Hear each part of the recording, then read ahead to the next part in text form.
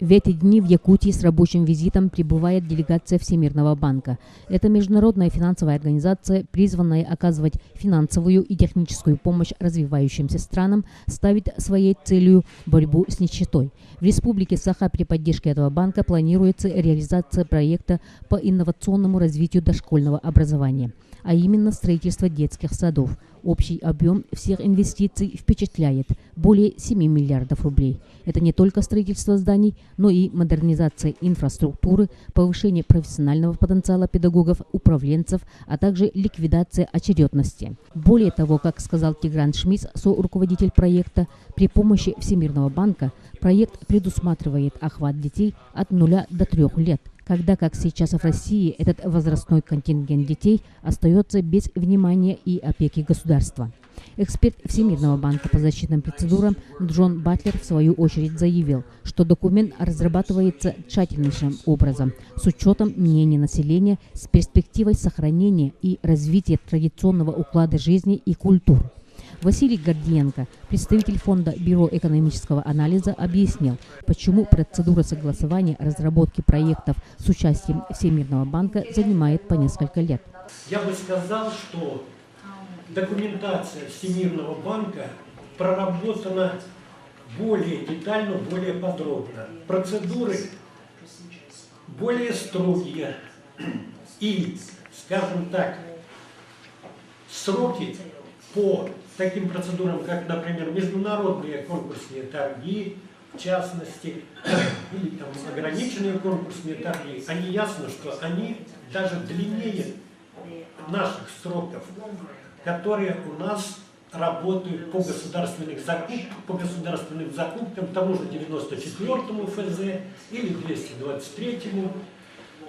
Но Всемирный банк делает как бы большую работу с той точки зрения, чтобы не допустить никакой коррупции. И по опыту вам скажу, что зачастую в случае поступления жалоб Всемирный банк даже требует у нас все документы по торгам, все предложения, то есть работа серьезная, требует достаточно много времени, в принципе.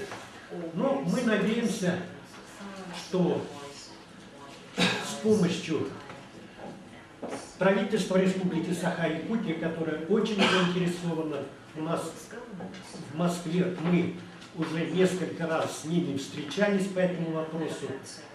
Мы будем делать все то, что от нас зависит, чтобы реализовать этот проект в срок.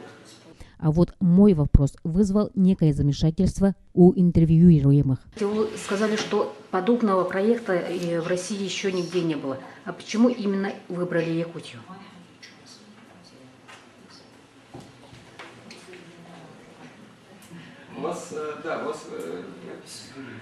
Я со своей стороны расскажу, почему Якутия, ну, я думаю, что Федор Васильевич есть история. Мы во Всемирном банке мы преследуем, мы не являемся организацией, которая отбирает какой-то регион, с кем работать. Скорее, это идет от инициативы региона, который хочет этот проект. В этом смысле у нас была такая инициатива, я уж забыл, когда мы начали, в седьмом году или в 8 году мы начали такой обзор системы качества дошкольного образования в 6 регионах. Среди этих 6 регионов была Республика Саха-Якутия. В общем, из этого выросло такое длинное сотрудничество. И из многих регионов именно Республика Саха-Якутия была самой настойчивой. И энтузиазм, который коллеги проявили, в общем, потрясает не только нас, но и сотрясает кабинеты федеральных чиновников. Я думаю, что здесь ровно поэтому проект с Якутией состоялся. О том, что он состоялся, мы уже можем точно говорить. И это, в общем, не благодаря там, Всемирному банку, кому-либо еще, скорее всего, благодаря работе наших коллег и вашего правительства. Здесь вы их должны благодарить. Я просто хочу сказать, что Республика Саха-Якутия всегда выступает с некоторой инициативой, да? А в данном случае я хочу сказать, ну, в первую очередь с учетом традиционного уклада жизни, экономической ситуации, этнокультурных особенностей и так далее, проект, который мы реализовали кочевым школам, да, сегодня тоже это вопрос. И, в принципе, о нашем проекте узнали многие страны. Потом нам предложили участвовать в обзоре развития дошкольного образования в целом мире, да, это более 200, по-моему, стран тогда вот, участвовали в проведении Всемирной конференции в городе Москве, да, а в этом докладе участвовали 6 субъектов Российской Федерации. И по итогам вот этого нашего участия в 2007-2008 годах, 3 года мы участвовали, был составлен большой сводный доклад Российской Федерации. Потом Всемирный банк все-таки сделал большой анализ экономической ситуации в субъектах Российской Федерации, и Республика Саха-Якутия оказалась в такой стабильной, хорошими экономическими показателями.